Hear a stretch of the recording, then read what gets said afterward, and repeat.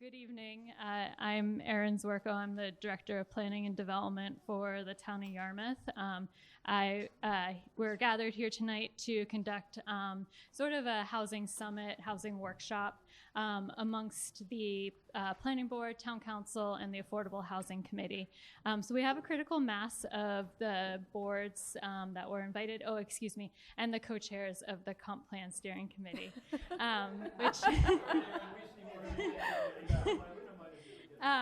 to have a facilitated conversation. So we're joined tonight by Kristina Egan, the Executive Director of the Greater Portland Council of Governments, to help facilitate a conversation around housing in Yarmouth and some sort of acknowledging what the concern is in Yarmouth, acknowledging the fact that there are local initiatives that we might want to advance, some in the near term, some in the longer term, and most in conjunction with the comprehensive plan. So tonight we have gathered to have the first of two planned workshops to start having a conversation and a coordinated approach to thinking about housing and addressing housing within the community. Just for acknowledgement of the fact that I'm saying housing generally, I think the conversation can focus on housing generally, but also housing production, if that is a priority, affordable housing, including deed-restricted affordable housing, and other innovative ways to address where people live and how to ensure that everyone has safe and decent housing for themselves and their households or their families. So I really appreciate everyone taking their time out tonight to join us. I also appreciate the folks that are joining us in the audience to listen in and observe the proceedings. And I will turn it over to Kristina at this point. Okay.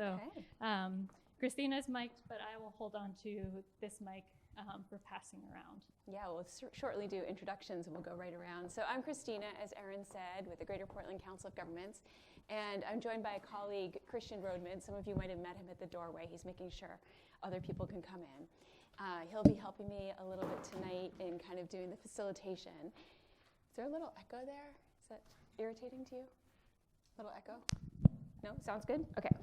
So at GPCOG, we help municipalities with facilitation, but we also are really committed to expanding housing choices in our region, and we have adopted a housing strategy that envisions working with towns like Yarmouth to help you realize the amount of housing that you want in the places that you want for the people that you want to serve in your communities. So this is very much in our wheelhouse, this conversation tonight. And as Erin said, it will be the first of two workshops. Today might be a little frustrating because we're spending some time on defining the problem. And then we're going to be going into strategies, priorities, and who's going to be responsible at the second workshop. But we do think it's important for us to ground ourselves in a common understanding. Erin and Matt and Scott and Julie, who briefed us before this, said that all of you are really on the same page in terms of wanting to welcome more housing. Where there needs to be more work is defining exactly how to do it. Like, what are the strategies that are going to be most effective, most impactful, and are also within the town's control. So that's where we'll be focusing a little bit later in the night. But because some of you probably haven't worked a lot with one another, we want to spend a little time on introductions. And what I'd like to do is we're going to pass the mic right around. And I'd like you to say your name and which committee you work on. And also, like, why housing is important to you. And that could be a long, long thing for many of you. I'm going to ask you to keep it short so we can then have a discussion about how the different committees relate to each other in trying to advance housing in Yarmouth. So, Erin, you've got the mic, so you can choose whether to go left or right. Oh, well, I'll start. Yeah. As I mentioned, I'm Erin Zwerko, Director of Planning and Development. I also support the Planning Board and support the Affordable Housing Committee. My department also provides support to the HPC, the Historic Preservation Committee, the Bike Ped Advisory Committee, the Complete Streets Advisory Committee, and the Comp Plan Steering Committee. all of which have intersecting roles and interest in housing. So I think as it relates to, why I think that the issue of housing is important to me, I believe that because it is part of our land use patterns and our land use development. I also strongly believe that every household and every family should be entitled to safe and decent, affordable housing.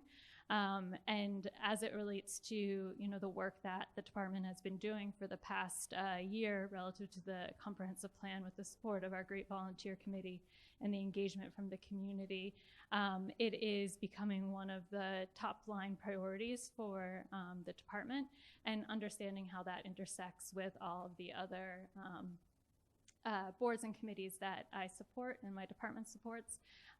It's important to sort of bring everyone into the fold and have a common goal and understanding moving forward. Great, thank you.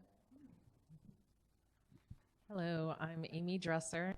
I am part of the Affordable Housing Committee, and housing is important to me.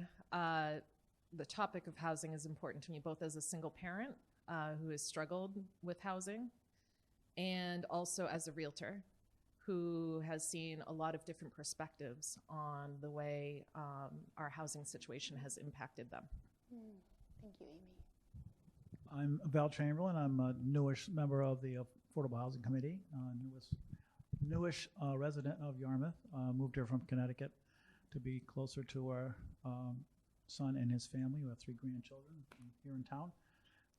I was a builder for 25 years in Connecticut, and then became a high school math teacher. So I sort of have construction in my blood, and it's always been of interest to me. And I think we have a tremendous social responsibility to provide it somehow, and we all need to do our fair share of whatever town we're in. Great, thank you, Val. Leah, I'll have you go next. Hi, I'm Lee Kirshner, member of the Yarmouth Affordable Housing Committee. Also sort of coordinating the Aging in Place effort in Yarmouth. So affordable housing is very important to me from the standpoint of diversity. And that means diversity on all levels. And what I've seen in the past 40 years since I've lived in Yarmouth is less diversity, if you will, especially when it comes to economics. So that's my interest. Thank you. I'm Karen Orenstein. I'm a town councilor and the liaison to the Comp Plan Steering Committee, which I was formerly a member. And my interest in housing stems from wanting to be in a place that lives its values.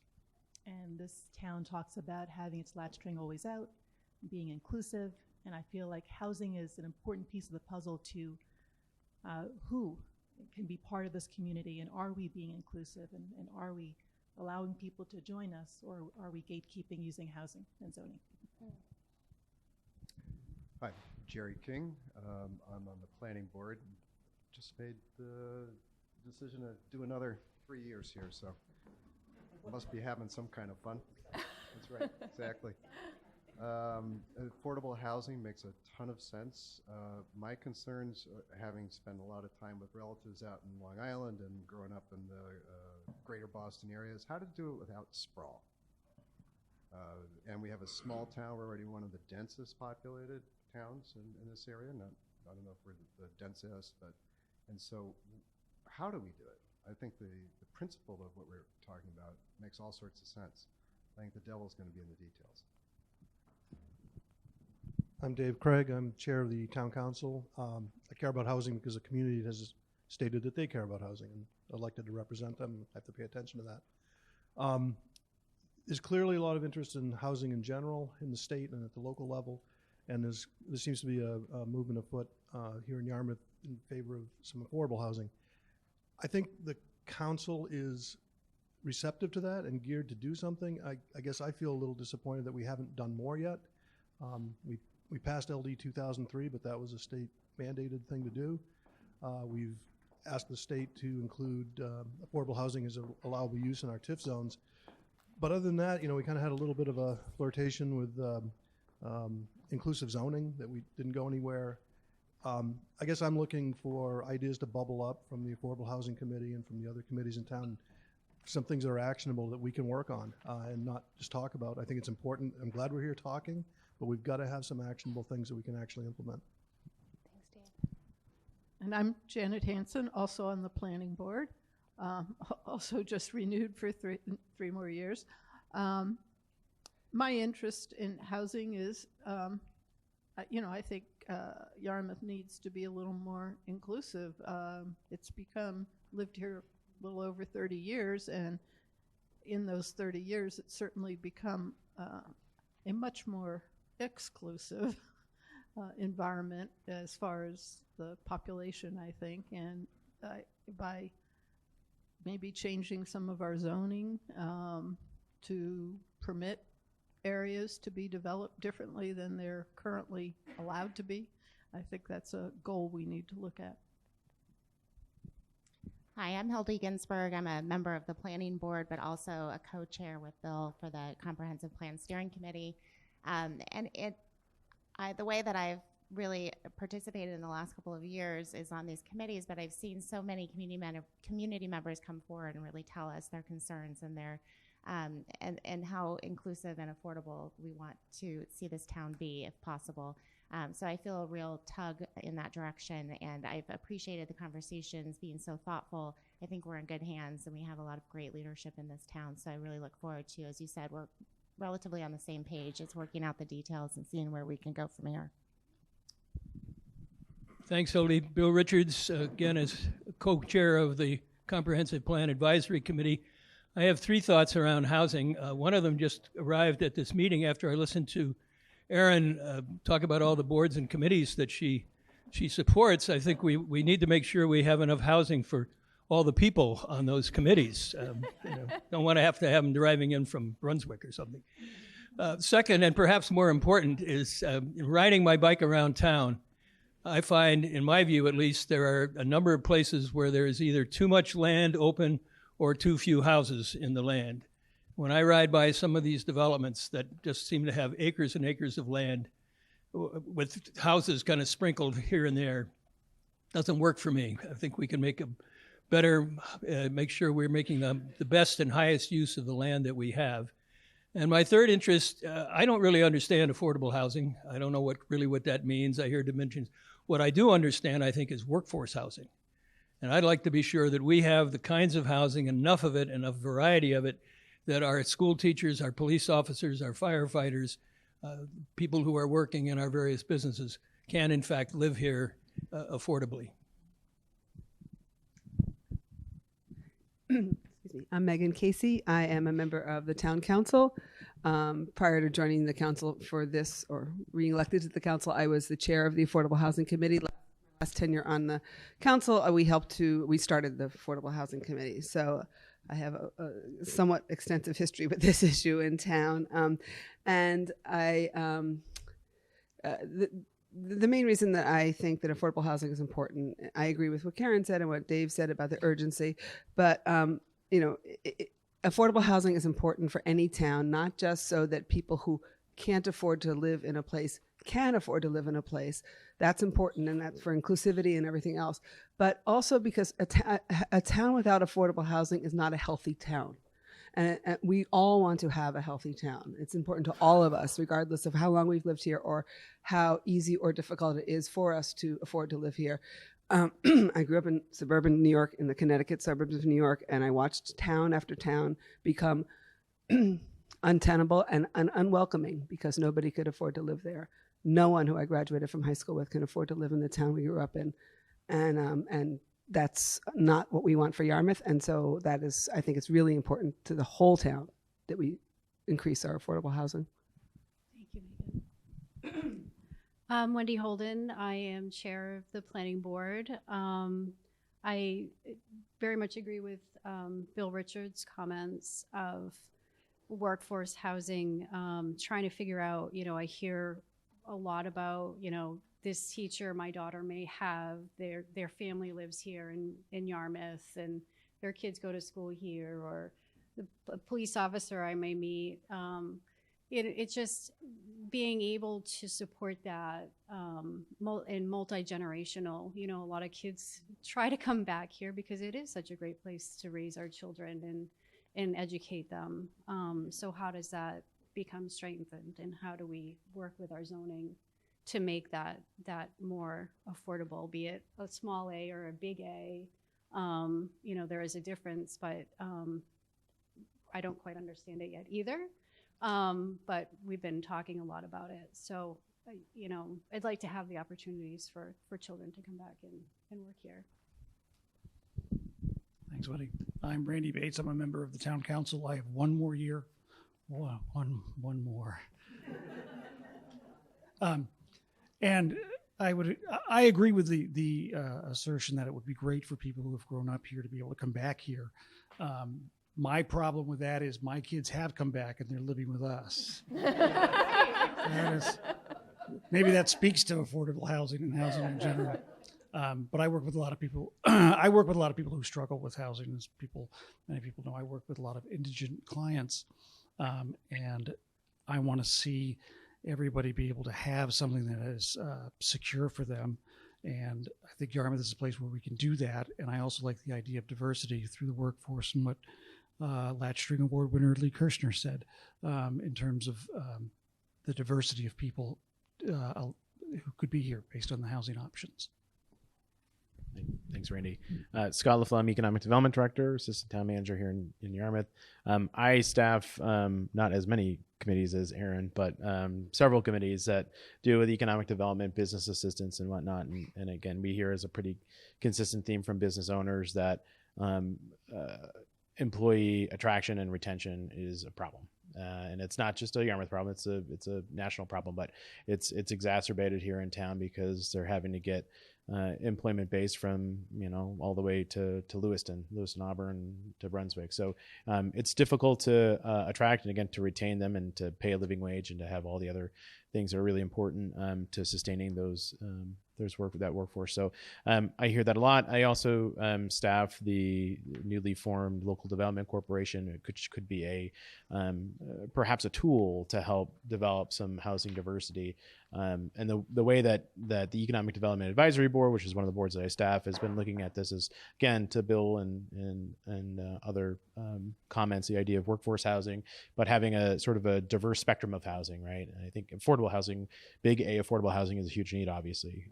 But again, across the board, there just isn't availability. So that again, it's pretty basic economics. I mean, you have 4 houses that are for sale. They're pretty expensive. So again, we're looking, at least I'm looking at it from sort of a diversity of housing and policies. I'm very interested to hear what folks have to say tonight. I'm Jay Waterman. I'm the chair of the Affordable Housing Committee and also on the Local Development Corporation. People have said so much of what I agree with. I think generally I feel like housing is a human right. Everybody should have it one way or another in some form. And I think the data that the Affordable Housing Committee has received, hard data and anecdotal information, is that low and moderate income people are either leaving Yarmouth or they're struggling to stay in Yarmouth. So it goes to the diversity question that people have been mentioning. So I also have been developing affordable housing in my day job for a long time. So that's kind of another interest of mine. So thanks. Hi, I'm Nat Tepper, the town manager for one more month. And I'm here primarily to support Aaron. That's what I do every day. But aside from that, to be honest with you, my interest in affordable housing is I have in my entire life lived indoors. And I am blessed because I can look around and see not everybody has that. And what we need to do is, of course, to build a stronger community and one that's more sustainable and more diverse. But we need to care for each other. And there are people who need help. And you can't buy a home in Yarmouth if you don't have the resources to start with. And you can't buy a home near Yarmouth to commute to a job in Yarmouth. We have people coming from Arundel. We have people coming from Minot. We had people coming from Waterville to do day jobs in Yarmouth. It's a long way to go, and it's not getting better anywhere else. So we've got so much to do. I'm so anxious to see Yarmouth succeed in doing this, and I think we'll do it with some innovative ways. I'm looking forward to it. And we didn't Thank you. We're going to get Zoe. Yeah. Yeah, Zoe, it's just your name, affiliation, why you care about housing. Great, thank you. Hi, everybody. Zoe Wolf, member of the Town Council. This is my first meeting that I've been at since being on maternity leave, so I feel like I'm in a little bit of a weird headspace. But I think, being on maternity leave, having a child in Yarmouth positions me really well to talk about the issue of affordable housing. Also, as somebody who would be considered probably a middle income person myself, I think one of the reasons that I was motivated to be on the council was because I would not have been able to buy a home in Yarmouth or frankly stay in my home in Yarmouth had it not been for help from my family. And I feel very lucky for that. And I feel like it's very important for me to talk about that publicly. I grew up in a town similar to Megan, where the high school is actually closed. It was a wonderful school, but it doesn't exist anymore. I was in the second to last graduating class, and it's because there were no families there anymore. It was a vacation town, and it became so expensive to live there that the schools ultimately closed. So we can have these amazing schools in town, but if we don't have kids to send to them, if we don't have families in the town, then they don't stay open. So those are some of the reasons I care about affordable housing. I could talk about it for hours, but I am excited to be here. Great, thank you. I'm going to be passing this around when each of you speak as we go through the workshop because it needs to be recorded, and this is the only way to get it recorded. So we'll put that over there for a moment. So Erin did tell me there was remarkable on the same pageness, and I have definitely heard that, which is fantastic. I heard a lot of different reasons that kind of bundle up together, that you want to have kids here, you want to have families in schools, you want your own kids to be able to move out of your house and live here, that we want workers, including municipal workers, to be able to live where they're working, and other people who are working in Yarmouth to be able to work here. And then some values I also heard around being inclusive and welcoming, making sure that you have a diversity of folks that live here in order to have a healthy community. And then some of you also spoke about this as a human right, or we care about each other, kind of at the highest order of kind of the moral piece there. So I heard a lot from what you all are thinking about the importance of this. And it's a really great place to start with a group when you have so many values and intentions in common. So we're going to get a little bit into the meat, but before we do that, I want to just hear your understanding of how your different committees have a responsibility to one another and how you interact. And I'm going to start with the chairs, and then I'm going to ask staff to do any kind of clarifications or additions for each of the chairs to describe what you think your role is and in relation to one another. Because I think it's important that a lot of you have been working on it, but how is it that you all add up to an action plan? So Dave, I'm going to start with you as the chair of the Town Council, and then we'll move to the Planning Board, and then we'll go to the Affordable Housing Committee, and we'll end with the Comp Plan co-chairs. Oh yes, thank you. Thank you. So the town council deals with everything from chickens, looking at Randy here, dogs and chickens, to roads and sewers and infrastructure and policy on everything, which means we can't be the experts on all of it. We're probably not the experts on any of it, but we cover a wide range, and we try to do the best we can with it. So we're really looking to the Planning Board and the Affordable Housing Committee and the Comp Plan Steering Group and all these other committees to bubble up things, as I mentioned in the introductions. We're eager to take action, but we're not sure which actions to take, and we're certainly not driving the actions. Sometimes there are policy areas where we decide that it's a priority and there's not a committee or something to drive it, and we do drive it. But that, in this case, as you can see, we've got a lot of people that are interested in this. So I think we're really looking to the other groups to bring ideas to us. I'm very eager to see what's in the in the implementation part of the new comprehensive plan. I'm interested to see what ideas the Affordable Housing Committee have. So, you know, ultimately we're there to help enact things and to, you know, maybe have set some priorities and directions, but the actual details of what we need to go do, we're not, I don't feel like the town council is the body that should come up with those ideas. So I'm looking, you know, kind of passing the buck here, but I'm just looking, and we've got great people working on these other committees, and I expect, you know, that we'll see some good things that we can work on.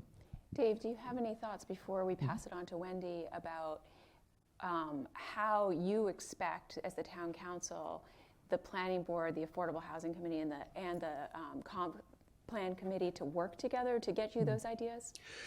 Yeah, and I would even say there's other committees besides those that need to integrate their ideas. If you think about the comp plan, which is very forward-looking, you know, we also have a climate action plan that's under development, and that needs to integrate too. And you've got these competing things that on the face seem like competing notions that have to be balanced and integrated for it to work.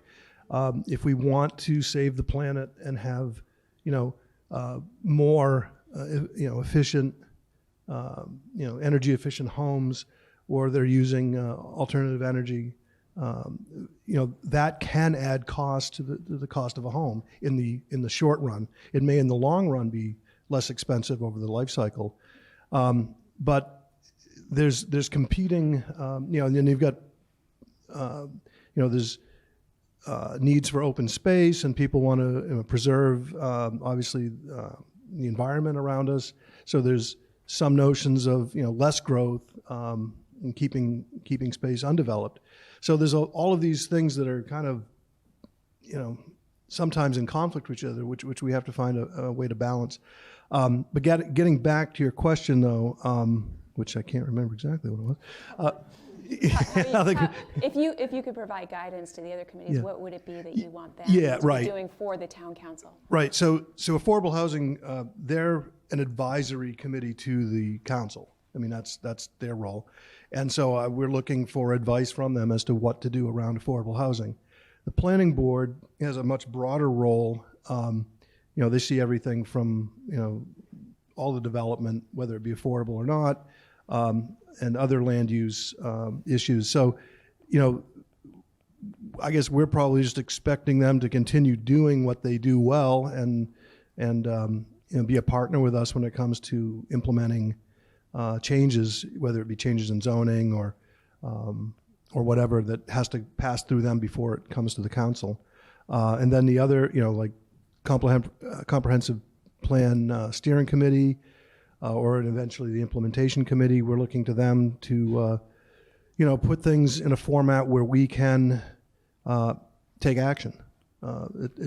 We want plans that are actionable, not plans that just sit on a shelf. So, and I think that same goes for the climate action plan. So all of these plans that we're doing, that it will affect the town for the next 10 to 20 years that we're going to be enacting in the next 6 months, no pressure on us, while we hire a new town manager and pass a budget. Yeah, that's what I'm looking for, is just, you know, partners that help us understand what we need to do. Great. Yeah. Thanks, Dave. All right, Wendy, you're up.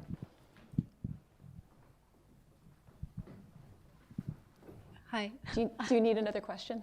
Do you want to ask me another question? I could just ask you, Sure. how do you see the planning board's role in trying to come up with an overall action plan for housing for Yarmouth? So part of the planning board, again, we get applications from a lot of various things, but over the last years that I've been on, you know, we hear a lot about how our zoning is not working and how it may be changed to accommodate some of these things. We have a lot of discussions about it. We're kind of gathering information really from the comp plan. We have the existing one that we base some of our judgments on, but we're kind of the rule followers. We have our ordinance, we have, you know, the zoning, so it's pretty black and white most often, but we can, provide edited ordinance language to then the town council to propose modifications that we may hear. And we would, we have the advisory committees as well, affordable housing, historic committee, tree, bike ped, all kinds of people that come and report to us or write reports to us when we get submissions. And it's kind of repetitive of what we see, with developments and things like that. There's not a lot of building home development that we've seen. We've seen commercial modifications. Some of it obviously along Main Street, which is great, because that's a new ordinance that we have, and it seems to be working well so far that I see. But other than that, it's really, we follow our guidelines to do our jobs. Thanks, Wendy. And we have a great group of people. Wendy, I'll ask you to pass to Jay. Sure.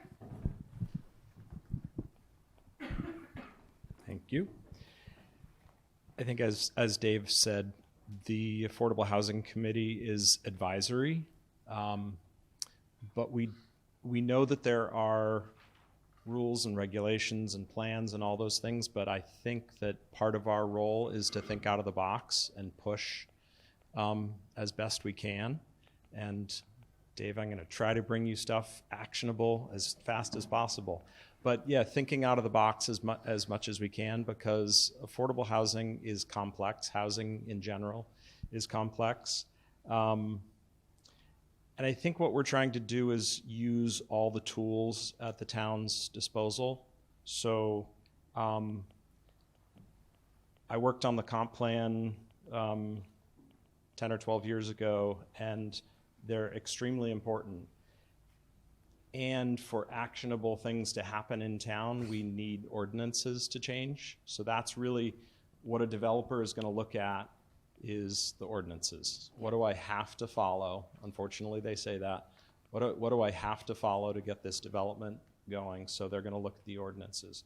So we need some progressive changes to ordinances, and that's almost, I think that's the best tool in the town's toolbox.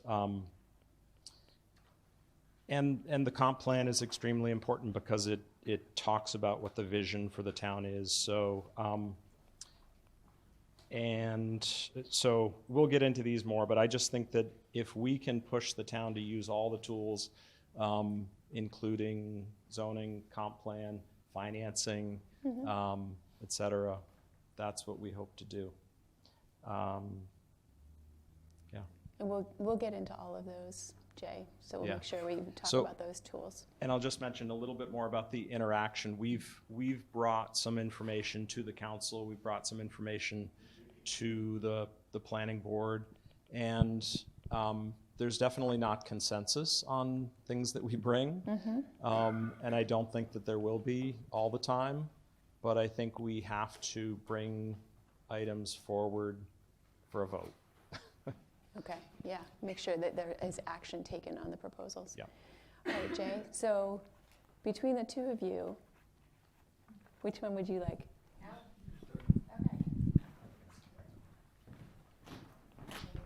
Thank you, Hildy. Sure.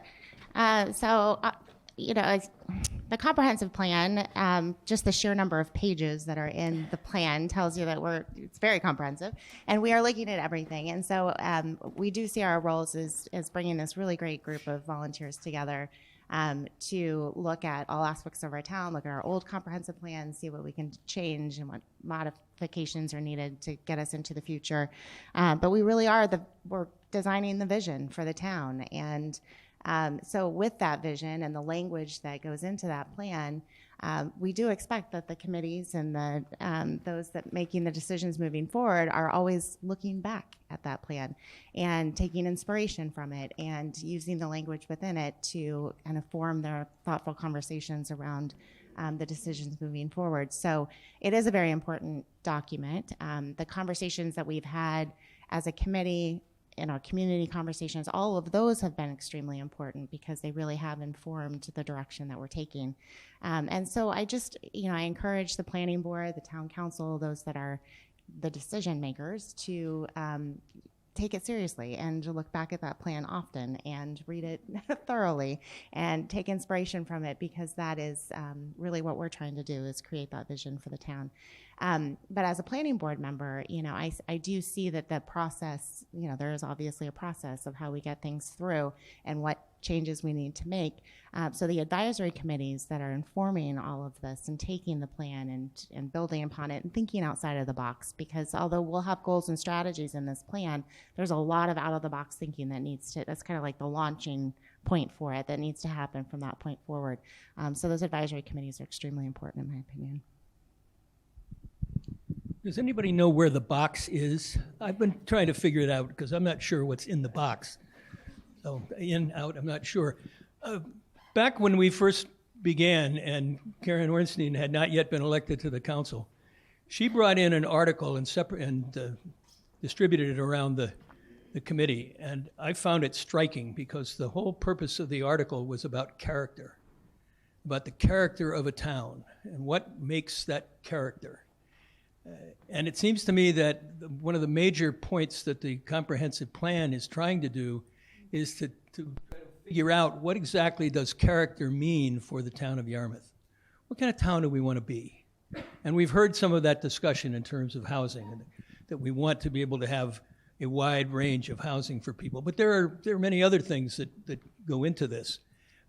One of the things that came to us early on is the consultants gave us lots and lots of data.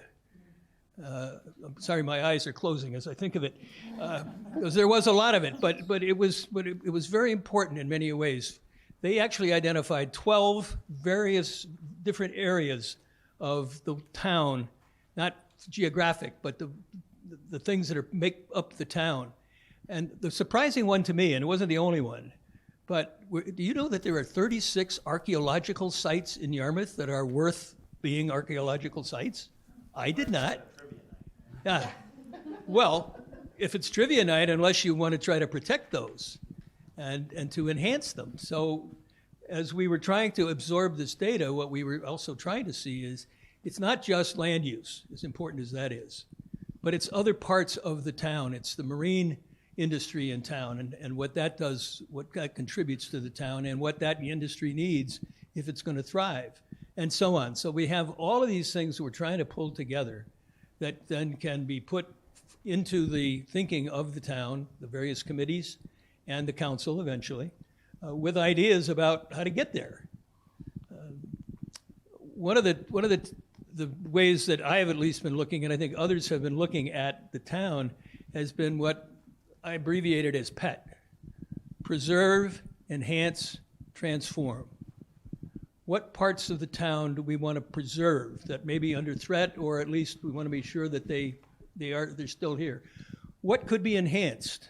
What could be made it's not perfect, but it's good, but maybe that we can make it a little better. And then there is transform, where we find some way to make some substantial changes in whatever it is we're thinking about. So that to me is a framework as we think about how the town might come together. Sounds great. So what I want to do is I want to hear if there's anything that's missing. I'm going to summarize very quickly what I heard of these different committees, with the town council having the responsibility of setting policy, balancing competing priorities, and adopting ordinances, also adopting the comp plan, right? And then we've got the planning board, which is working on implementing ordinances, but you also are going to recommend some ordinance changes to the town council. And I heard from the Affordable Housing Committee that you've actually made recommendations both to the planning board and to the town council, right? Is that what I heard? Yeah, and you've been developing different recommendations, but want to see some action, some votes that actually happen from those committees. And then we've got the comp plan, which basically grounds the vision and the long-term plan, which would be implemented through the policy and ordinances that are adopted by the town council. All right, I'm seeing nodding heads, but I want to check in with staff to see if I missed any interactions between the committees or anything that you see as kind of cloudy or murky in how the committees work with one another.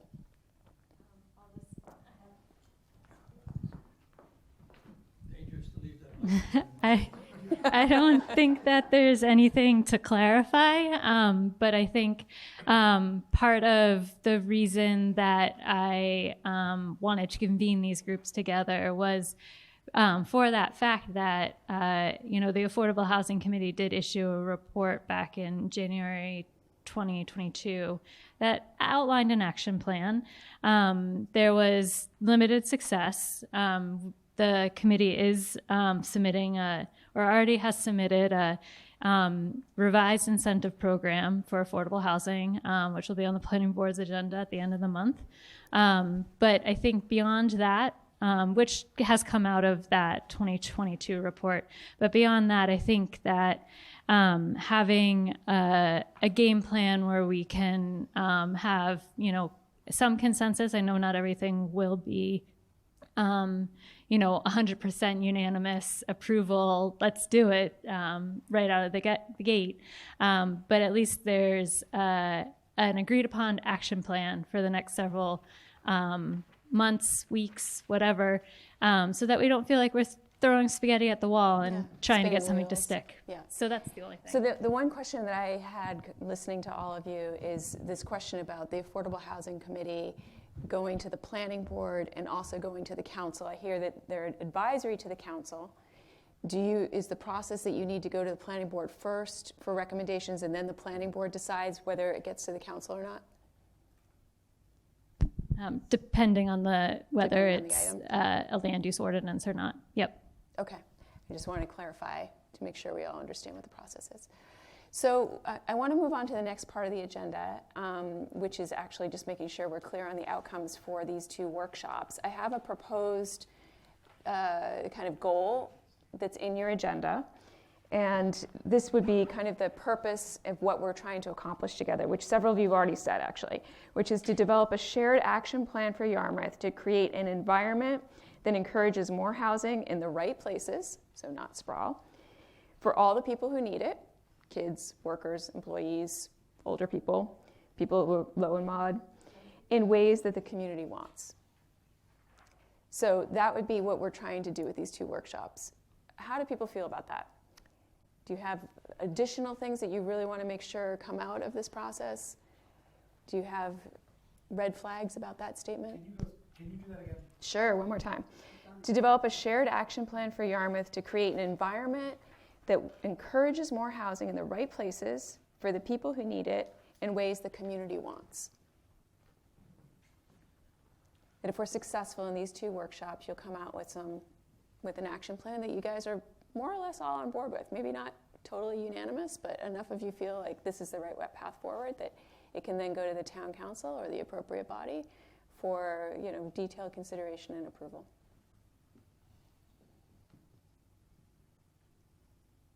Okay, we're going to move on, if that's all right. So we'll go to the next one, which is number 3 on your agenda. What kind of housing do we want? And you've started on this in your introductions. I'm going to whiteboard this for you so that we can capture it. And if you say something that was said before, I'm just going to put a double check on it so that people can see the emphasis. And we're going to go right around with the microphone again. I'm going to ask you to be succinct. So describe what kind of housing you think Yarmouth most needs. Who has the mic? Erin, you're going to start with that? Would you have input into that? Perhaps the best thing for me to share is the input that we've received so far on the comprehensive plan. And that has been along the lines of not abandoning single-family homes, which we have a lot of in Yarmouth, but allowing different scale single-family homes on smaller lots, some on bigger lots, but being more flexible in that. And then beyond that, ADUs have had quite a bit of support in those engagement activities. But there's also clear interest in multifamily and affordable housing, and that I mean deed-restricted affordable housing in places where it's appropriate, so near services, on Route 1, in the village, locations like that. So I'll stop there. But I think that was a lot. That was what to acknowledge that I am doing this larger process, Yeah. I wanted to share that that's the information that we've been getting. Great. All right. So, yeah, that sounds good. And I know you probably all know this because you are all housing people, but this is accessory dwelling units, like granny flats. All right. Erin, you want to pass it around? Well, of course I agree with her. Because you support her every day. That's your job. my role in life. It's hard. I'm actually still stuck on the last question that we went through because I think about building more housing that the community wants, and I keep thinking, I want to say I want to build more community. And the housing is an essential element of that. But aside from that, we don't really have a problem with getting single-family homes built that are expensive. I mean, it is a bit of a challenge on finding appropriate land and getting through all our process, but our process isn't any harder than any other towns. We don't have a shortage. We don't have a problem with significant homes being built on land, shortage of land only. But we don't have small homes. We don't have homes being built that address the market for people of more moderate income, more middle class income, if you will, working families. And I think there's still a strong desire to have single family homes or maybe a townhouse or something of that nature available. And now it is becoming a bit more attractive and feasible to build larger scale rental dwelling units, and getting some efficiencies of scale and getting some public policy support for that. Not easier on the NIMBY front, but easier to get it accomplished. And that's a good thing too, but so I don't know that I have an answer other than we need a wide range of housing opportunities and different ways that people can be housed and have homes, so however they define those. That's great. And as we're going around, I heard somebody here make a distinction between capital A affordable and lowercase affordable. So just for the purposes of the meeting, the capital A is the deed restricted, subsidized housing, where affordable we can, it could be workforce, it could be just affordable to the missing middle, et cetera. So just as we go around, especially as I get to the affordable housing developer over here, Jay. Yeah, I agree that we need all housing types. If I had to rank it, I suppose, I think that we need family rental housing, probably at the top of my list, and then moderately priced home ownership housing. I do think we really shouldn't make any judgment about people's life circumstances or their incomes or where they work or whether they don't work or whether they are unhoused right now. So I think there should be housing for all. And I do think working in the city of Portland all the time, I do know that the surrounding towns basically export their homelessness problem to Portland. So it's a big issue. It's a very big issue. Thank you. Thanks, Jay. I'd agree with most everything that's up on the board already. The two other sort of housing types that I want to kind of flag as part of this conversation are perhaps additional consideration for age and income restricted senior housing. So have housing stock available for folks who may be aging out of their homes, want to downsize, but want to stay in the community. And again, curious what that might do to sort of resale opportunities and sort of a trickle down effect from, because I don't think that there's a lot of those opportunities around for most seniors here in Yarmouth.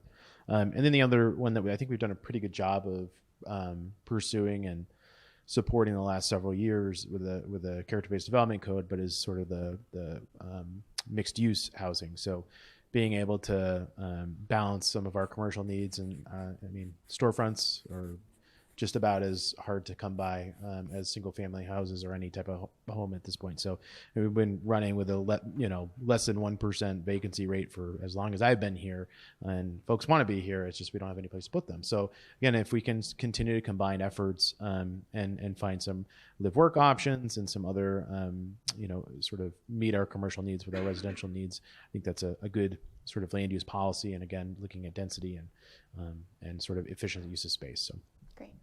As we go around, I'm going to ask maybe if you have ideas that are the same, you could just like quickly list them if you want to add, because there's only so much housing types, right? So the first one's got like the best bite at the apple. I'd like houseboats, please. Before we go on, can I build one of those ADUs for my kids so I can get them out of my house? You can now. Does that work, Megan? Yeah. Oh, I have a plan. Can you just put workforce down? That's the phrase that I've heard. That's great. Most. Workforce housing. That was my answer. All right. I'll put a check next to it. Thank you, Wendy. I'm a huge fan of ADUs because my child may need one too. And middle class, I mean, just everything. All housing types. So rental, we just heard rumors of the new building going up at 298 that's going to be rental, not for sale. So we'll have some rental units on Main Street. So that's a bonus. Great. Thanks. I agree with a lot of that. I guess I have three. One is, somebody mentioned it, but affordable housing for young families or young people without children, it doesn't have to be families. That is, the recent census showed us that our population, you have a large group of people under 18 and a large group of people over 65, and in between, it's harder. And that is a real missing. That is what the missing middle is in Yarmouth. It's not an economic thing; it's an age thing. And did you say 18 to 65 is the missing part? Yeah, I mean it's around that. Yeah, somewhere in there. It's probably not exactly those parameters, but those were our largest numbers and about equal numbers in both of those groups. Okay. So housing that is affordable, rental great too, but affordable. I mean, the 298 is awesome, but it's not affordable by any stretch of the imagination. So it's adding to our housing stock, which Erin constantly tells us is very important because eventually that trickles down to affordability, and I know it does, and that's great. But so that's one. I also agree with Jay that we all of the communities around Portland outsource our homeless problem to Portland, and I think we have to deal with that. I don't know if that really means something in our town or in some way, some sort of maybe a GP-COG based effort to deal with that. So are you thinking about a shelter? Are you thinking about housing I mean, the for reason homeless people? Yeah, but it might be suitable that they're in Portland because that's where all the services are too. Being in Yarmouth would be hard for people who are. They'd have to take the bus and the bus service, whatever. Okay. But anyway, that's a separate problem, really. That's not what we're talking about. But I do think it's important that we recognize that we do produce homeless people. They just don't stay here. Yeah. So we need to be responsible up, Megan, for them. as like helping house people that are experiencing homelessness? Yeah, sure. Okay. Somehow.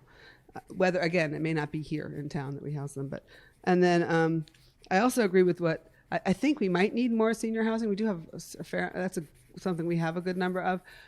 But again, senior affordable housing, 55 plus communities where everything is, the houses are all extremely expensive. I mean, my youngest graduated now 4 years ago from high school here, and I was so sad in her senior year how many of her friends' families were selling their Yarmouth homes to move to Topsom or Auburn or places not too far away because they were still working around here.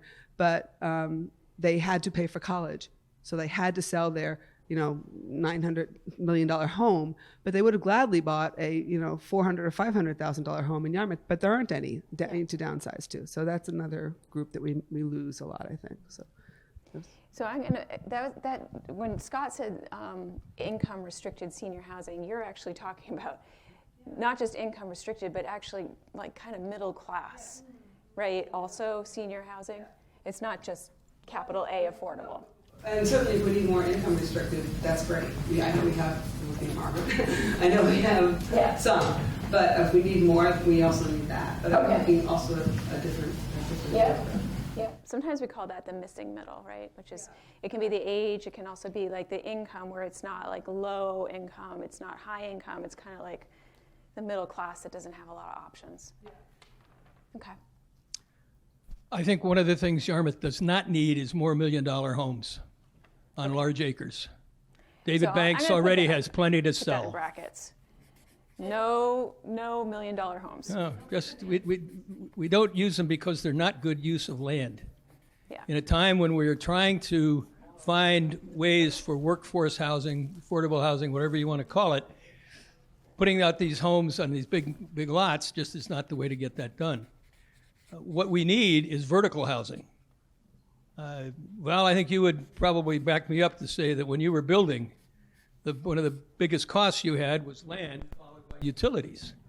The more you can put on a piece of land, the easier you have to arrange all the utilities. You don't have to have 20 sewer lines, maybe you have 2 serving this one big building.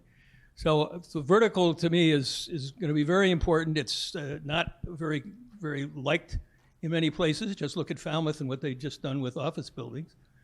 But if we don't start using the land that way, I don't think we're ever going to accomplish the goal. Another piece of that is simplicity. You know, if you're going to build workforce of affordable housing, you're not going to put Viking stoves in those houses. You know, you're going to pick a nice GE stove that works fine but is not luxurious. You need to have things that people can use, but not that they feel that they've got something really special. Otherwise, it just drives up the cost. Yep. And finally, I would suggest we need to think about different kinds of housing, not just square buildings. You know, there are round buildings out there. I know you're laughing because you know what I'm thinking about. But does the word yurt mean anything? I don't know what you're thinking about. Does the yurt? Yurts? Okay. I did a little study one time, just for fun, all right, just for fun.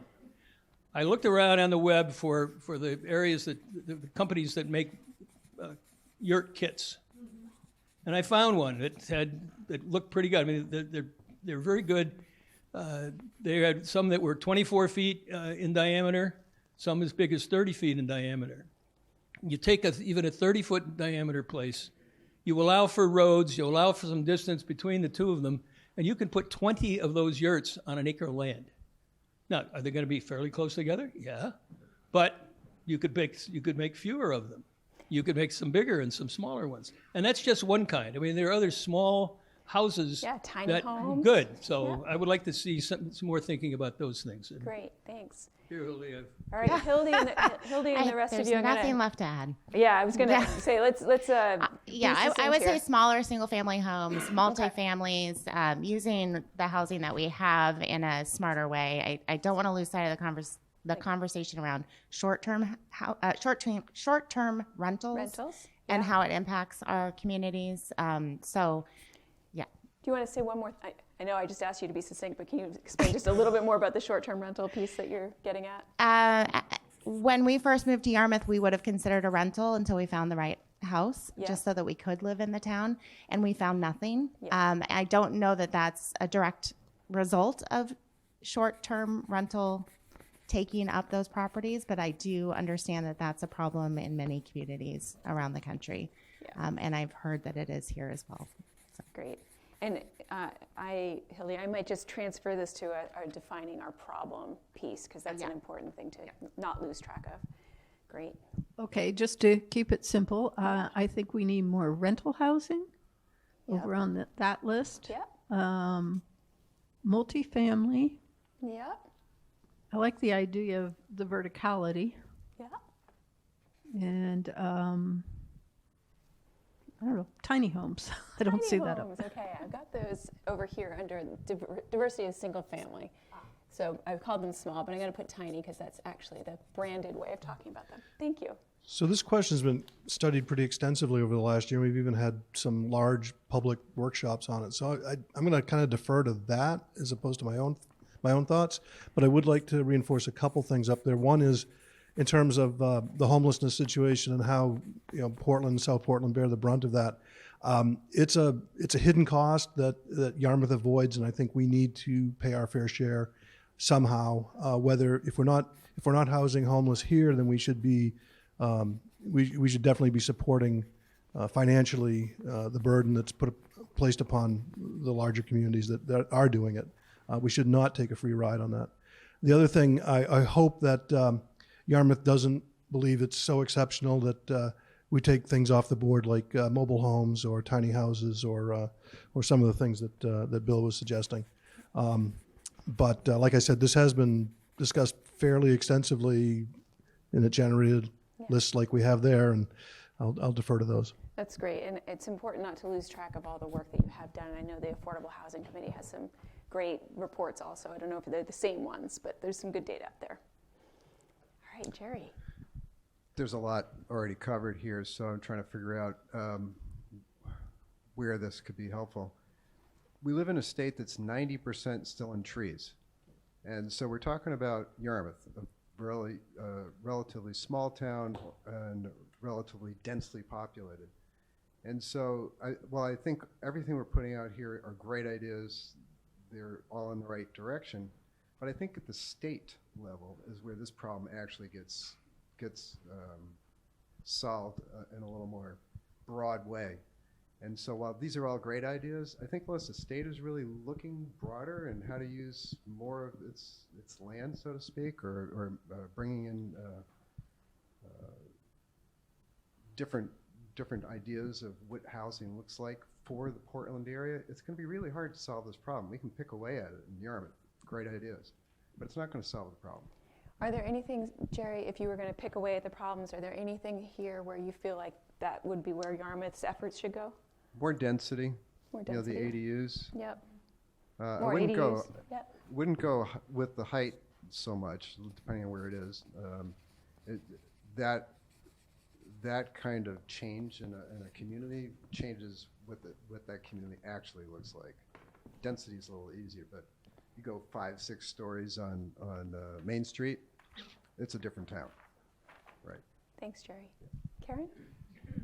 So I'm glad that Erin started us off, and I want to echo what she said and what Dave said about the work that has already gone on in this town, because you can get any group of people together and you'll get a slightly different take on what these solutions are. But I think those first 4 that you put up there, and you can check them off for me, represent the community in all of the different ways that we've tried to capture their engagement. And the only thing I would add is maybe a slight tweak on the small houses or ADUs is starter homes. Yeah. That was something that we heard at some of the engagement. And between those and ADUs, I'm seeing really fantastic manufactured homes out there that are available that were not on the market 30 years ago. And I think they're really interesting. And if there's a way to fast track something that is already been designed, that might be something that we can work on in this kind of group. There's some beautiful designs out there. Yeah. So many great ideas. So when Scott was talking about more senior housing, I wrote down multi-generational because I think, and thanks to Margaret, we do have quite a bit of senior housing. It's actually pretty impressive, I think, for a town like Yarmouth.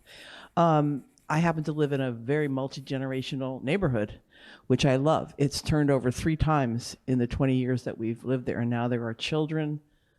My husband and I are older, and we love it. So we want to think about that piece of it. There's a home on Portland Street that has been multi-generational for 2 homeowners, and you know where I'm talking about. There's 3 generations, and Randy, when they grow up a little bit, you won't mind having them in the family. This particular family had, children, grandchildren, that worked great. So the whole ADU thing is just really brilliant. And I also wrote down what people were talking, Melissa and Burnell. We all know those were sort of one of the last affordable neighborhoods. I lived in one, not there, but another place in town. And so, yeah, some more of that. And to Megan's point about people leaving when their kids graduate, that also adds to the burden on our schools, because the kids that are coming, if their parents can't afford to be here, they have kids in school, those kids are leaving. Those parents are leaving, so they're more apt to be kids in school. So that's one of those pieces. And the last piece I wrote down, because I've mentioned it at our Affordable Housing committee a couple times, and I think we should be thinking about that. There are homes in Yarmouth that are run down that could be fixed up. Habitat has a critical repair program where they not just build homes, but they fix homes. And I really think that there is some housing stock in this town that could be renovated, and not only would they have a better place to live, but they would be more likely to sell it, maybe even put another unit on that property. They don't even know they're sitting on this gem, this, money, because the home itself is run down. And we kind of all know where some of those houses are, but I'd like to think about that. Great. Thank you, Lee. Zoe, you're up. Really fast check marks next to the first four for sure. And definitely with density as well. I don't know where that was. Yeah. Got it. Thank you, Zoe. Val? I live in Royal Woods with small condominium association. I've looked around at the short time I've been here at other condominiums, and none of them would be classified as affordable. So somehow you have to make a cluster kind of zoning that incentivizes the builders who are building in an economic way to make it affordable for them to do it, or make it profitable for them to do it. So to me, that's the twist, is you got the ordinances that people have to follow. You have to make it so that, I think small cluster zoning is a perfect example of how to do it nicely, and whether it's circular yurts or small manufactured housing, could be very nicely done. Made it more affordable. I think the ADUs is a great idea, and figure out a way to incentivize people to do that. But those are two strong things. Got a lot of ADU fans in this room. Amy? I agree with the family rental housing being one over here. Oh, thank you. And multifamily housing. And ADUs, what I really love about ADUs is the potential of having the dual benefit of both creating new housing for those who need it, and also benefiting the existing primary homeowner in allowing them to have more affordability in keeping their home. Yeah, income stream. Fantastic, thanks. And Erin, you kicked us off. Oh, Scott, go ahead. I just have one more. Yeah.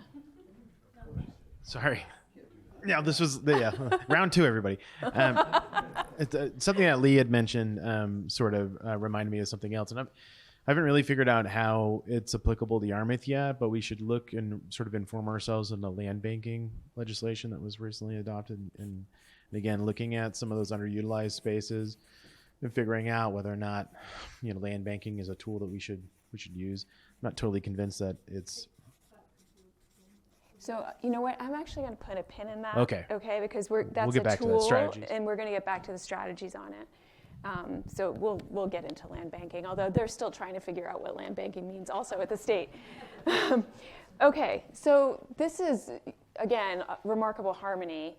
I mean, if I could summarize all of it, is that you need more housing of all different types for all different kinds of people, right? You've got a lot of different kinds of things up here, and some of you may have more priority on some and others, depending on your life experience or which reports you've read and digested. But it looks like there's a lot of opportunity for a lot of different kinds of housing here.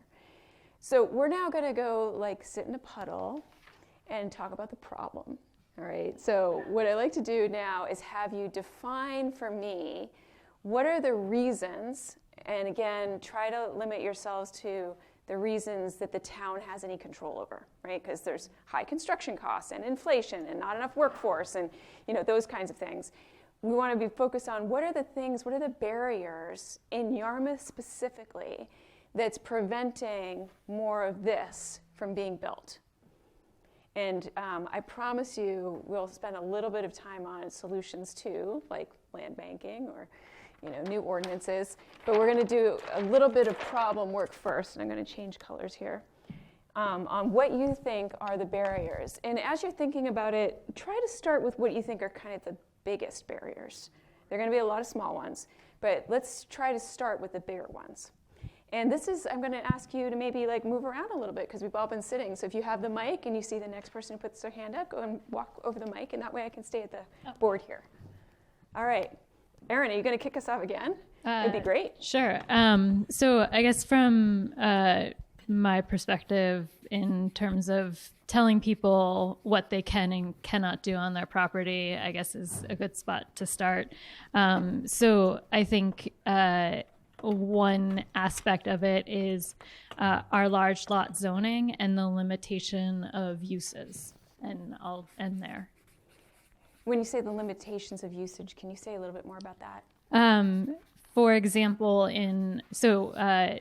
the group here knows that we have 2 land use ordinances. In our zoning ordinance, multifamily as a use, so 3 or more units in a building, is not an allowed use, really. We have a multiplex, which is sort of like a townhouse. So, so you basically, it's illegal in a lot of parts of town to build multifamily. Yep. Okay, so I'm just going to put that as a separate one too. Multifamily is not allowed.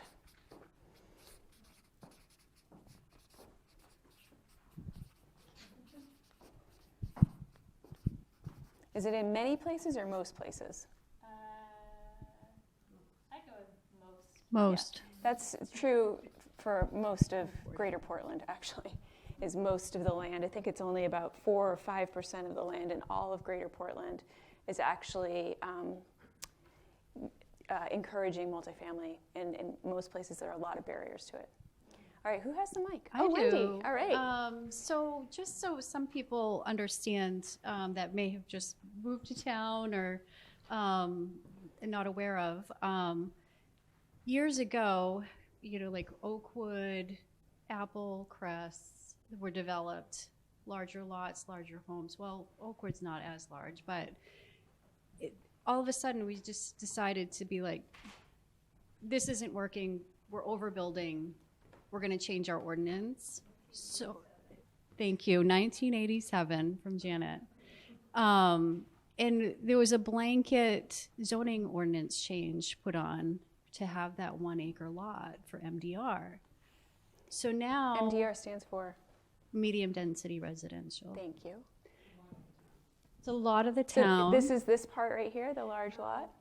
Some of it, it depends on what zone you're in, but let's focus on MDR right now.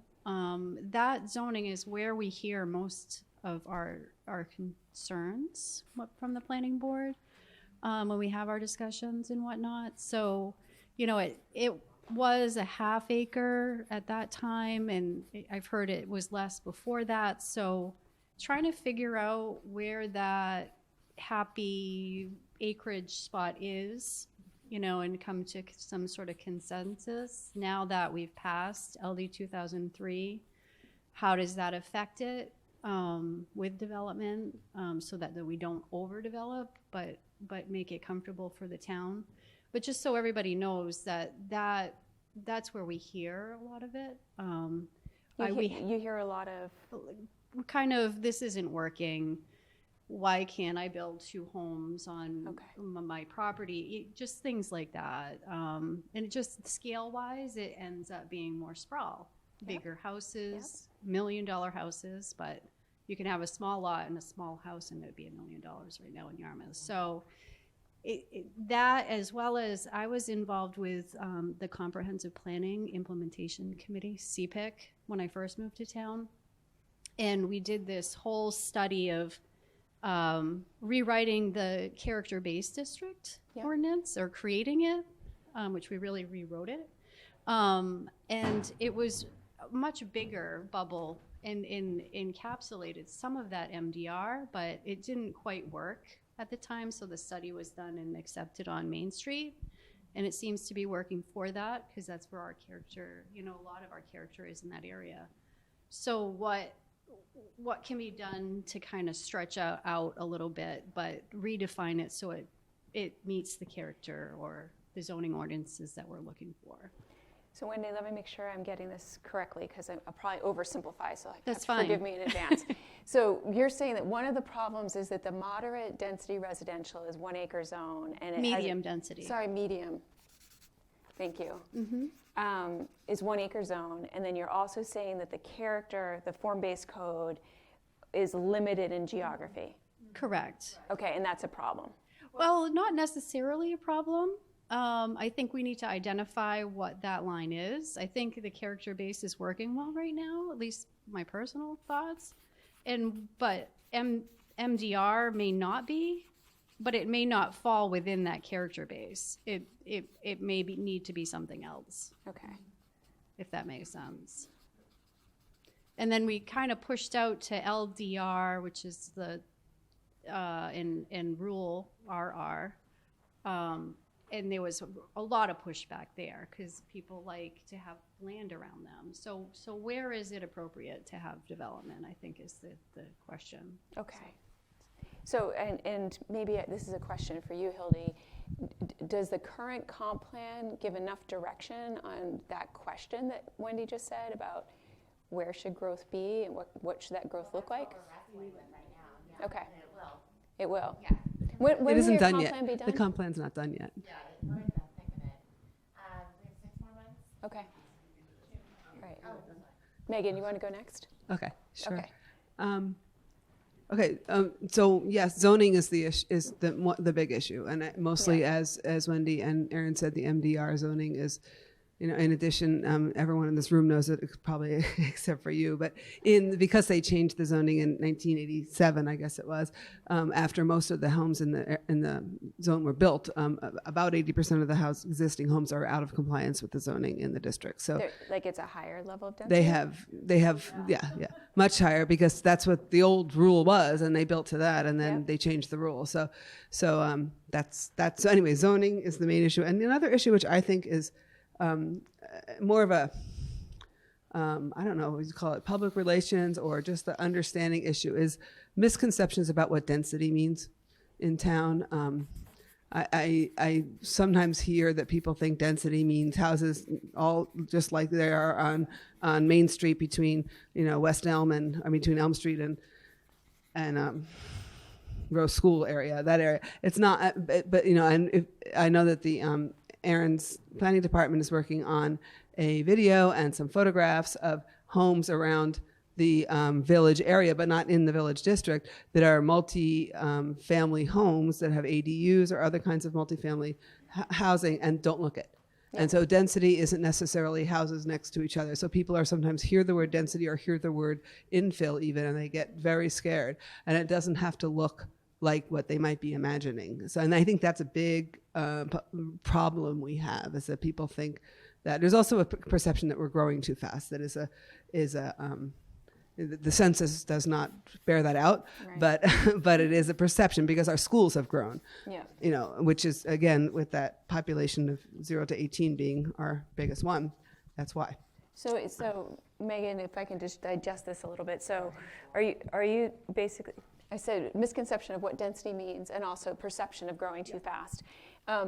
These are things among the residents of Yarmouth. This is what people are thinking. And is the town council and or the planning board hearing a lot of pushback from residents because there's not enough education about these issues? Or yeah, I'd say some, mostly questions. People are very concerned. They're concerned citizens. They're not angry or anything like that. They just don't. They love what Yarmouth is, and they don't want it to change much. And the fact is, you can add housing in very ways that will not look like it's changed much, but it will change a lot. I mean, and maybe there are some areas that do need to change a lot. I am in favor of that, but in general, I think most people, if they understood what we're talking about, would be much more in favor of it than they might at the outset. So I think there's that sort of a public relations. So zoning and the public relations are the two big ones that I see. Yeah, great, thank you. I would just add that when I talked about verticality, I was not talking about 6- and 7-story buildings in the middle of the village. I think there are some other places, however, where 4 stories might work. One of the interesting things that I found out, I think, from some of the other meetings that the Comprehensive Plan Committee held was that there is no really accepted definition of what the village is.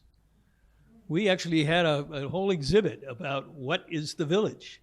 And we asked people to actually go up and draw lines to show the village. I mean, for some people, it's half the town. And for other people, it's about 3 blocks. So I say that simply because when we talk about the village, we have to be fairly careful about what we're talking about. So is that something that's causing a problem? I think it could. If people saw something being done in the village that doesn't square with what they think the village is like, Yeah. they're not going to be real happy with it. So no common understanding of the geography of the village. But I think everybody believes we have one, though. Mm-hmm. They may differ exactly where it goes, but if you ask people, do we want development in the village? No, unless it makes it better. Go ahead, Hobie. Let's see, problems. I do agree with zoning. We should look at that again. And we are talking about our growth area and how that relates. The multifamily not being allowed, absolutely. I think we should reconsider that as well. Can I ask you a question about the growth area? mhm. Are your growth areas well defined? They are currently, yeah. Mhm. Okay, so that's not an issue then. Yeah, we're discussing whether or not we change them Yep. or we keep them the same. Okay. So, but again, I'll just reiterate, just the short-term rental. I think that's a problem. I think we need to look at whether or not we need to limit it, whether or not we need to put regulations on it in some way. And I think that's about it.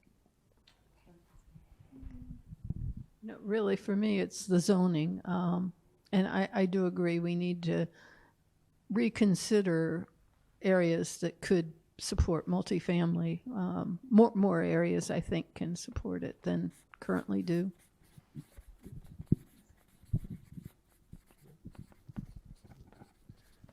NIMBYism. I'm going to put that into this part. Thank you, David. I'm just going to support the notion of half-acre lots and more density. Okay. Well, I'm going to keep that over here on the higher density, on the solution part. No? So the large lot. It goes with Yeah. that because the typical house in our MDR is on half an acre. Yeah. But it's 1 acre But zoning. it's 1 acre zoning. Yeah. Yeah. What was I going to say? I think people are, a lot of people, I don't know how to quantify this group, don't like change. Yeah. And so any change is going to be difficult to implement in terms of public opinion.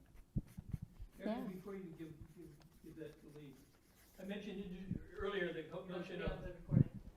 Yeah, we're not necessarily doing a round robin. It's just like as people want to discuss. Earlier I mentioned this notion of character, and you introduced that, and so maybe you could talk about whether you see character in any way as being an obstacle.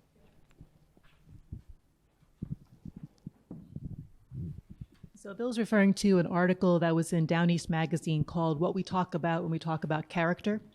And it focused on Bar Harbor and some other places where the issue was that people would say, we don't want things to change because we like the character of our town. But they weren't saying we like the canopy. We like how far houses are apart from each other. And the more you can quantify it, the better off you will be as a community looking to figure out next steps. The problem is when some people say character, they mean I don't want anything to change, and I want the kinds of people who are currently in the town to remain the kinds of people who will be here in the future. And that's not a welcoming, inclusive community. And so you have to look out when people use the word character. Is it a code word for something else, or is it something that can be fleshed out into canopy and walking spaces and bike lanes and things like that? Yeah, so to get more specific about that. Jay, I was going to come back to you anyway because I took a look at that report that had some definitions of the problems. So I was hoping that Affordable Housing Committee report. Yeah, I'm just going to stick with sort of the big picture of fear of change. I agree. Because there's a disconnect between people saying that they want Yarmouth to stay the way it is, and I also hear people saying 30 years ago it was very different and we're missing X, Y, and Z from 30 years ago. Well, which is it? Yeah. I don't get it because it isn't well defined, and that needs to happen. I think that fear of change presents itself in discussions about density and Main Street, and I personally don't see Yarmouth as overbuilt or necessarily very high density. I look at the Main Street in Yarmouth, and I'm amazed at so many parking lots right along Main Street. And I actually like downtowns that are more walkable and more able to support more businesses, and have people walking around at different times of the day and night. And so that's why I like downtown Bath.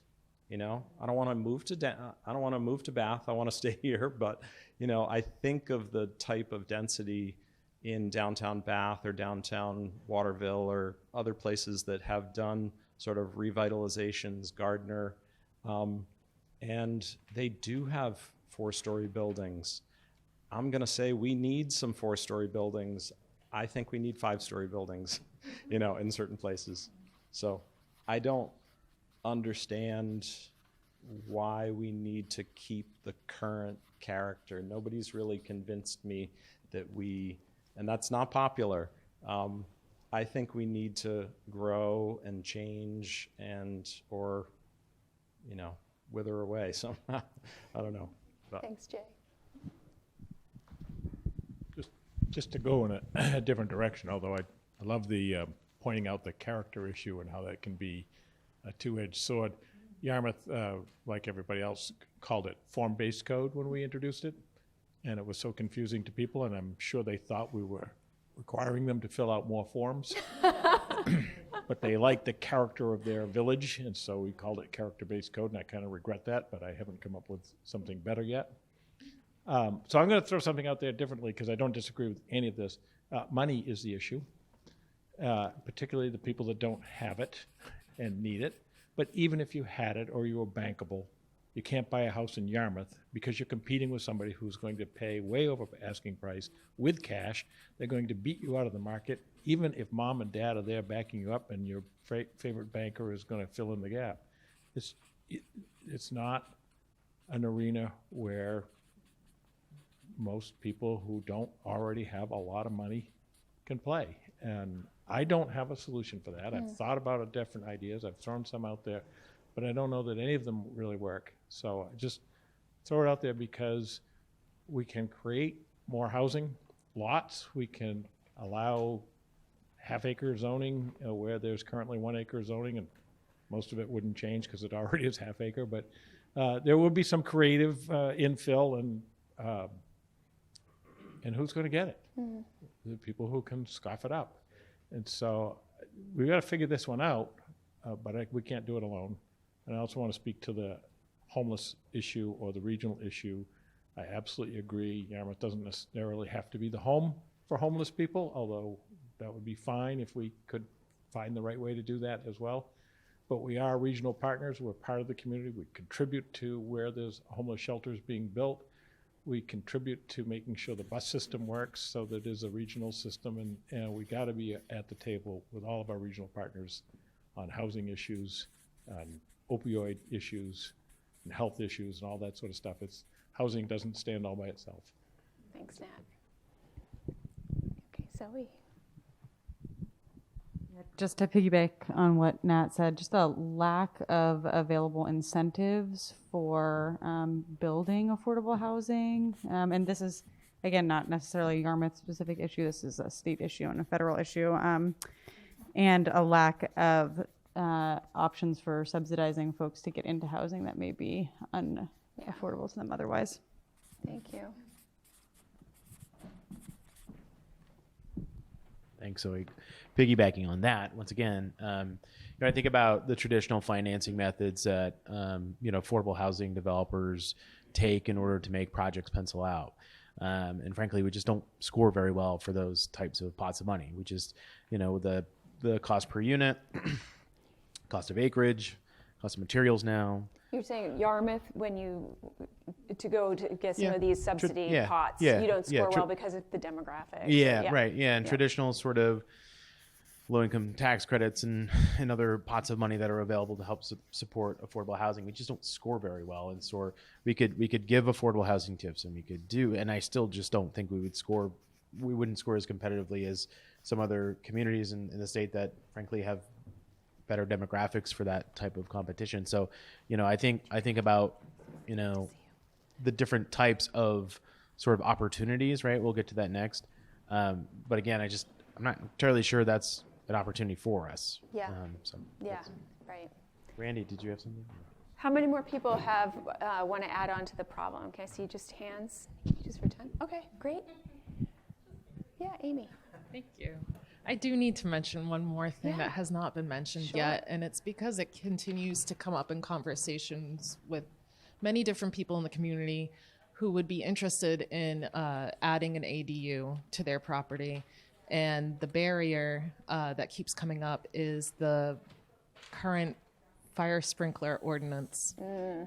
And after some investigation with the Affordable Housing Committee, it's not so much the fire sprinkler systems themselves inside the building.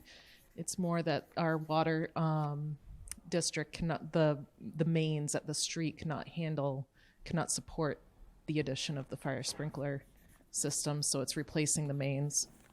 So that the pipes are not large enough to carry the water to be able to sprinkle. Correct. Okay.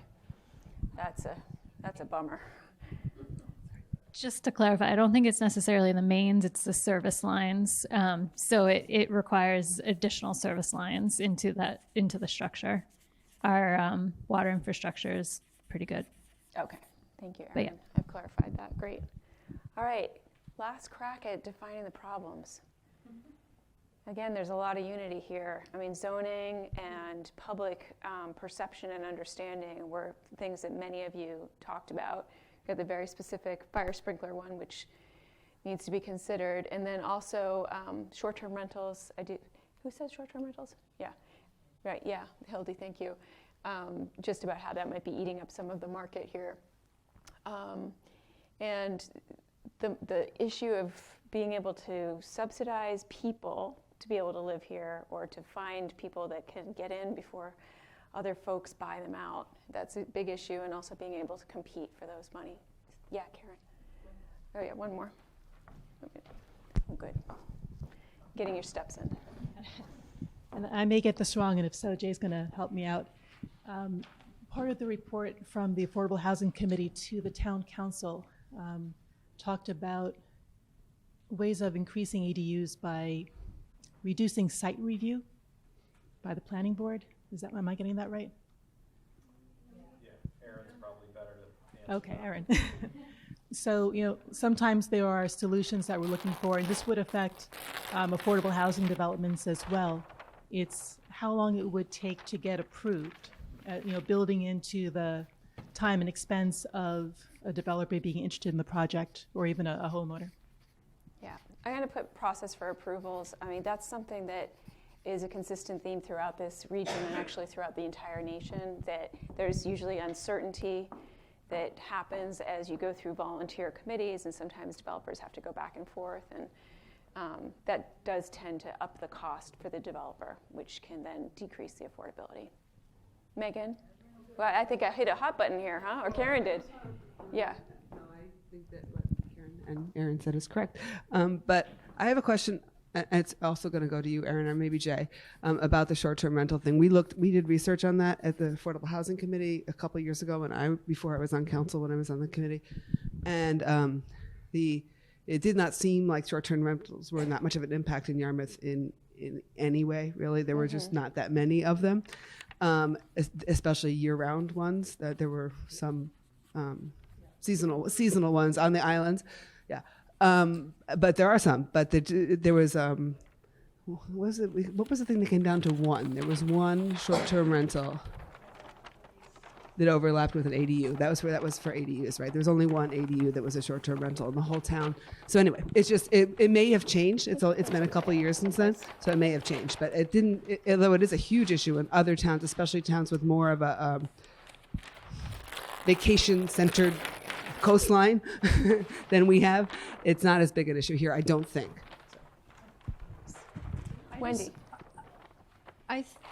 Going back to our process of approvals, I think over the few past years we've become more efficient. If something is thought to be, we can vote on something, it's a quicker decision-making process for us. We may have 1-2 meetings, if that. I mean, some projects come to us and they have to be with us multiple times, but it's project-based. It's important for our community to hear, something, especially if it doesn't meet our ordinance. So working through those things, we like to get the community feedback, I think is very important. One thing that I find that's a huge issue right now, and we can't control it, is it costs materials. How do you build something, even an ADU, to be more affordable? It's hard right now, and it's something that we can't control. Yeah, out of the town's control. So what I'd like to do now, I want to spend a few minutes on kind of brainstorming strategies and getting us ready for the next workshop. But I'd like to hear your thoughts about, of these different problems that were listed, and you can refresh your, I moved so that I wasn't making all of you continually crane your necks, so you guys get to share the pain. If you could, I'm going to lump these together, and then I'm going to kind of ask for a show of hands. You get like 2 votes, just to give me a sense of which ones are the most important to you. So I'm going to say zoning as 1, okay? And then public understanding of growth and development issues as 1. We've got sprinkler ordinance, which I might actually, it's not actually an ordinance problem, right? It's an infrastructure problem. So, right? Some people, a lot of people feel that the ordinance itself is also a problem. Okay. It's new ordinance. It's fairly new. Okay. And I think it's just as a standalone. If it's not required, the infrastructure is fine. We're looking, I think, $10,000 to $20,000 to add systems. But we have to be careful too, because we have codes that we need to follow, as state. Okay. All right, so I'm going to leave this as a standalone, okay? Then we've got no common understanding of the village. We've got short-term rentals. We need to better define character. There is not enough density along the main street. That people don't have enough money to get into the market, who are kind of low and moderate income, and they require subsidies. We've got homelessness. We've got, I took off my glasses, lack of incentive for building affordable housing. Oh yeah, sorry, this was, Scott, your point that there aren't enough incentives, and Yarmouth doesn't score well in trying to reach some of the federal and state pots. So of all of those, I'm going to kind of go one by one, and you get 2 votes, all right, for your top 2, just to give me a sense of where you are as a group. And I am going to confer with staff after this, because staff also has a really good understanding of kind of the content and the weight of this. But just to give you kind of give me a sense of where you are. How many of you feel that zoning is one of the biggest problems? Okay. Maybe Christian, you could help me with counting, so I don't have to do that. Keep them up. You're going to have to do everybody to bring it unanimous. Oh, I got 2 abstention. Okay. Yeah, staff isn't voting, right? Right, yeah. How many is it? 12. Okay. All right, how about public understanding of growth and development issues? We only get 2 votes. Only 2 votes. 6? All right. 6? Yeah, okay. Sprinkler issues. Okay. Yeah. No common understanding of the village. Short-term rentals. Okay. Better defining character. More density along Main Street. People don't have enough money to get into the market. Yeah. And there aren't enough, Yarmouth doesn't score, that Yarmouth can't access, other state and federal funds. All right, well, it's pretty clear. There's 1 for that. Oh, 1, sorry, thank you.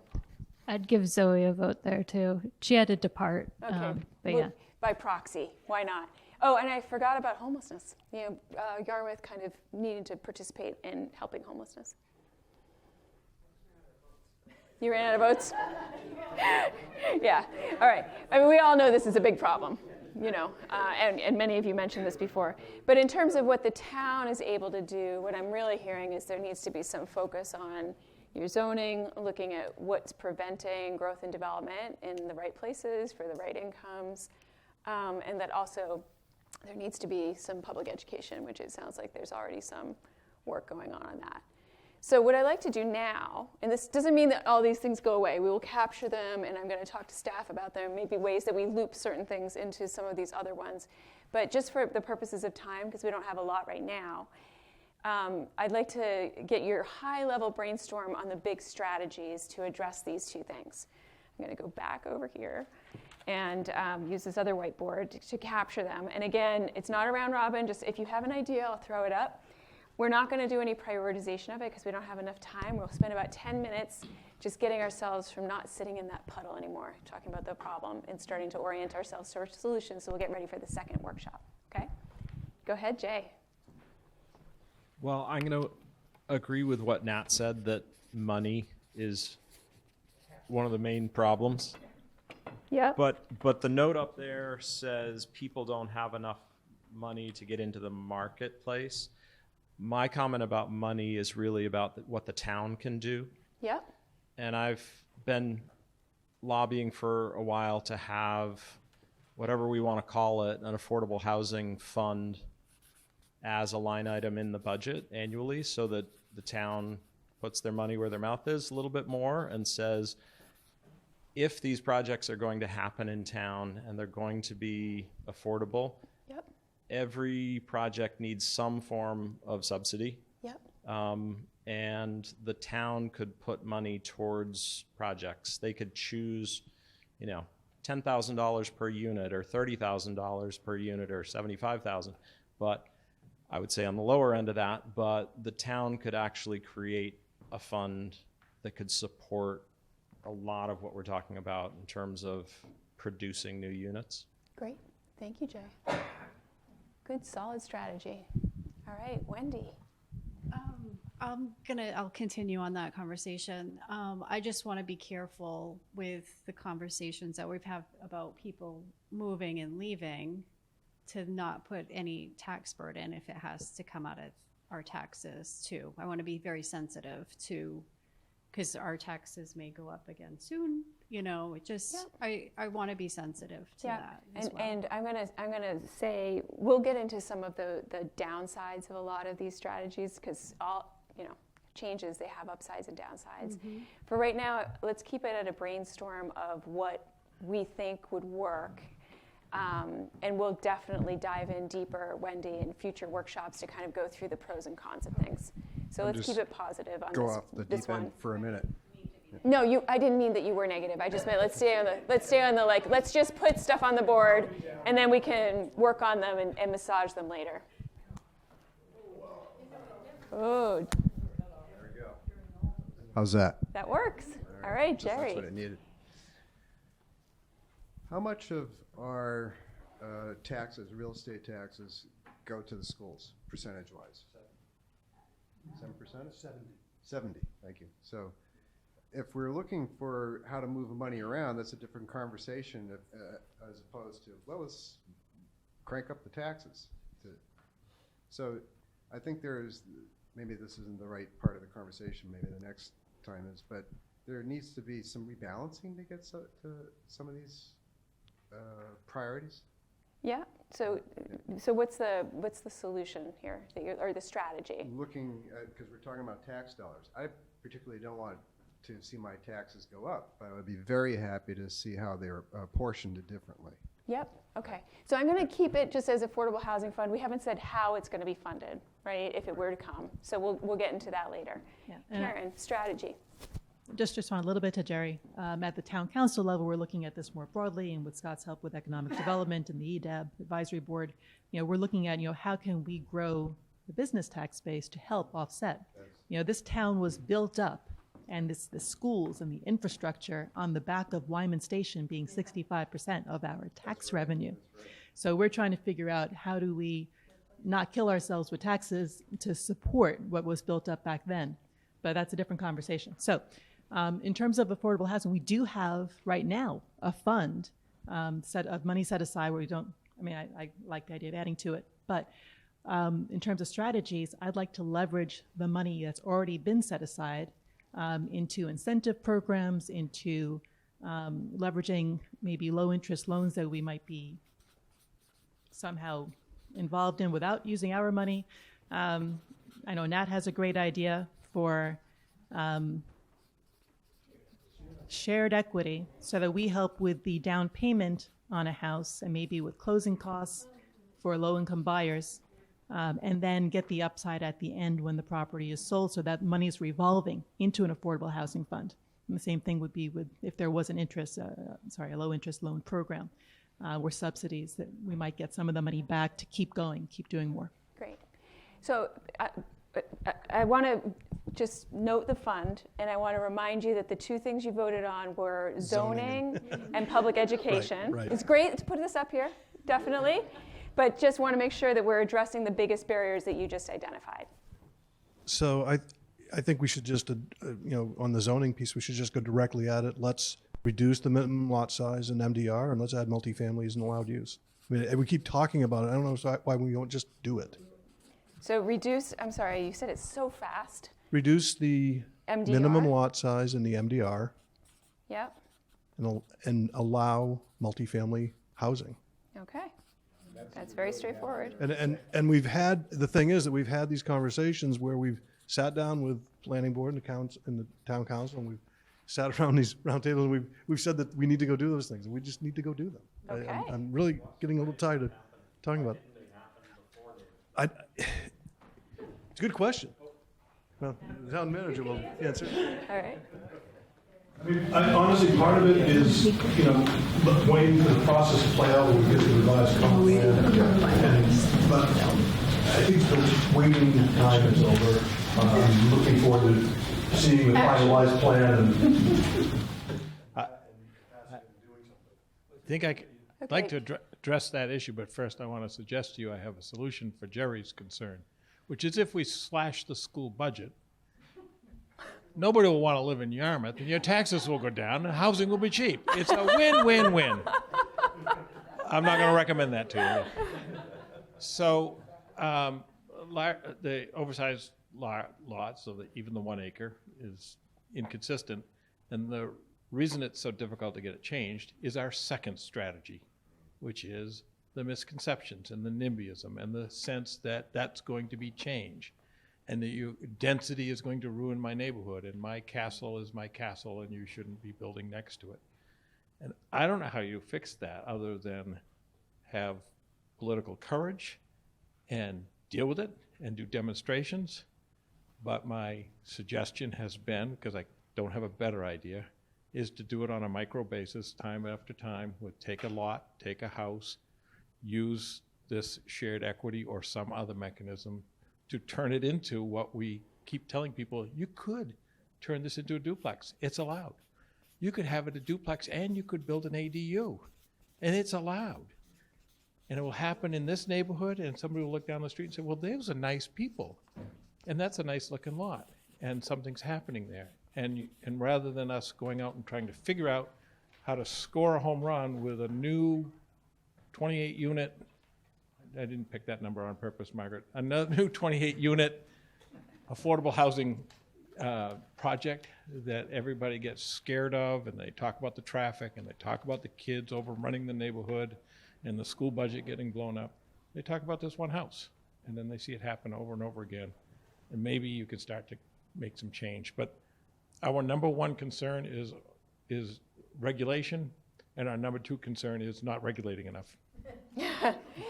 So, Megan, I'm going to give you the last word on strategies. No? Great. And then we're going to just review what you want to get out of the next workshop, which I already know what David wants. Dave, I think zoning has changed when a committee comes together, it comes up with a new zoning plan, and then it comes to the town, maybe it goes to the planning board first and the council. But whichever way, I think as soon as it sounds like the comp plan's going to recommend this anyway. I don't know, don't want to get ahead of you guys, but it sounds like that's part of what's coming out. No, I don't know.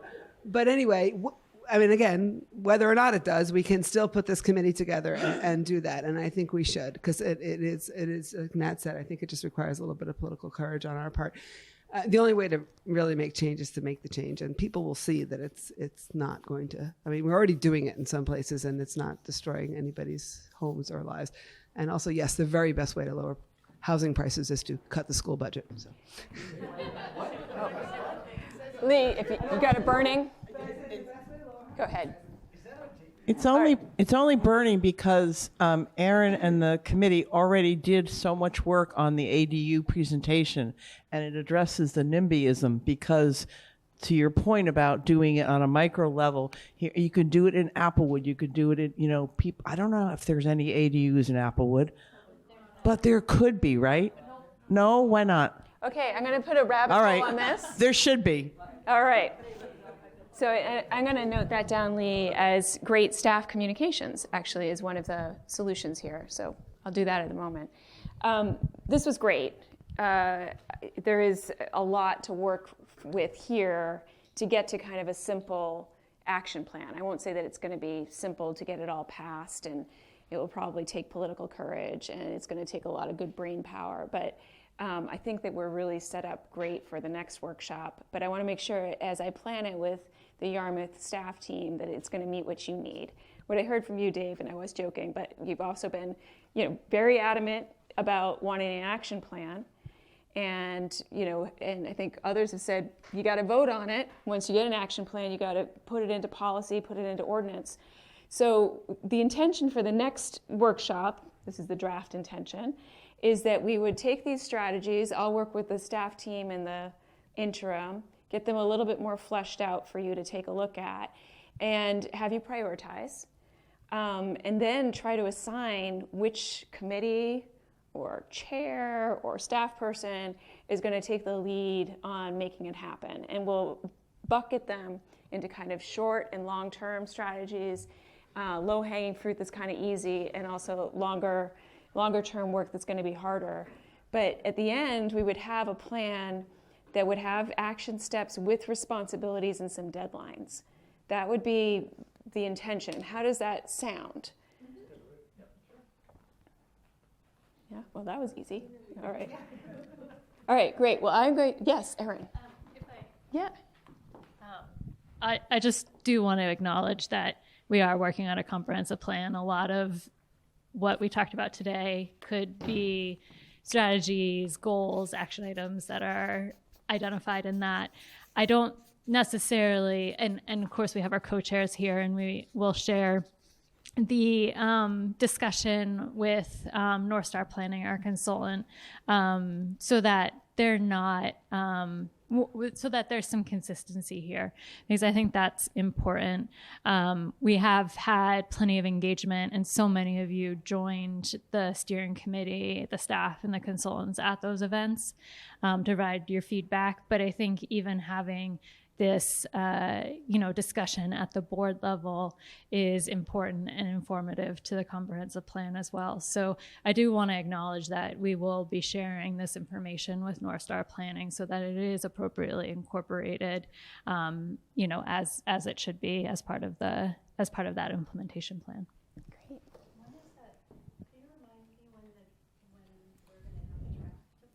March. Not too far away. All right, well, I'm going to wish you a safe trip home, whether you're walking, biking, driving, taking a bus. So be careful out there, and it was great to work with you. It's you've got a lot going for a great action plan. Yeah, so I guess logistically, rather than, I don't need everyone to pull out their phones, but perhaps tomorrow, or at least by the end of the week, I coordinate with Kristina We don't for have a second date. Next date, and I can send out a doodle poll. Obviously, herding 25 cats is very difficult, although it would be very adorable and right up my alley. But I think if we can get the mass that will select that date and do it pretty quickly. So I think we'd be looking at early February. Yeah, sure. Yeah.